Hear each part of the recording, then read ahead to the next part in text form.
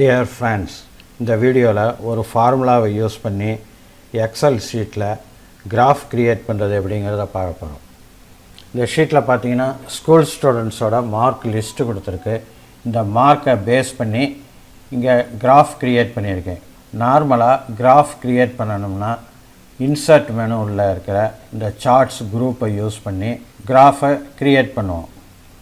ஆனால் நான் இங்கே ஃபார்முலாவை யூஸ் பண்ணி இந்த கிராஃபை க்ரியேட் பண்ணியிருக்கேன். அது எப்படி செய்கிறதுங்கிறத பார்க்கலாம். இப்போ நான் ஏதாவது ஒரு செல்லை செலக்ட் பண்ணுறேன். செலக்ட் பண்ணதும் இங்கே ஃபார்முலா பாரில் அந்த ஃபார்முலா தெரியுது. ஷீட் நம்பர் 2ல் இதே மார்க் லிஸ்ட்டை நான் காப்பி பண்ணியிருக்கேன். இப்போ இந்த இடத்துல நான் ஃபார்முலாவை என்ட்ரு பண்ண போகிறேன்.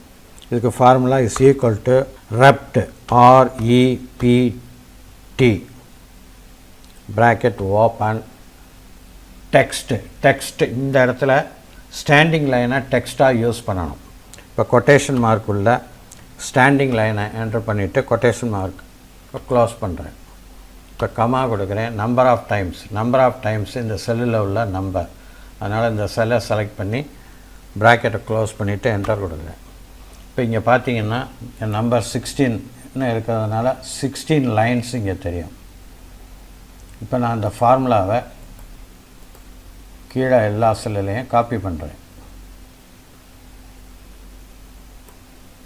இப்போ பார்த்தீங்கன்னா இந்த மார்க்கை பேஸ் பண்ணி இந்த லைன் க்ரியேட் ஆகிருக்கு. இதில் பார்த்தீங்கன்னா 100 லைன்ஸ் இருக்கும். இப்போ ஹோம் மெனு உள்ளே போய் இந்த காலிபரிங்கிற அந்த ஃபாண்டை மாற்றிட்டு ப்ளேபிள் டைப் பண்ணணும். டைப் பண்ணிவிட்டு என்ட்ரு பண்ணிங்கன்னா ப்ளேபிள் ஃபாண்டு அப்ளை ஆகிரும். இப்போ பார்த்திங்கன்னா கிராஃபு ஃபார்ம் ஆயிடுச்சு. இந்த கிராஃபோட கலர் நம்ம மாற்றணும்னாலும் மாற்றலாம். அதுக்கு இந்த கிராஃபை செலக்ட் பண்ணிவிட்டு ஹோம் மெனுவில் இருக்கிற இந்த ஃபாண்ட் கலரை மாற்றணும். இப்போ நான் கலரை மாற்றுறேன். இந்த மாதிரி கலரையும் மாற்றலாம். டியர் ஃப்ரெண்ட்ஸ், உங்களுக்கு இந்த வீடியோ பிடிச்சிருக்குன்னு நம்புகிறேன்.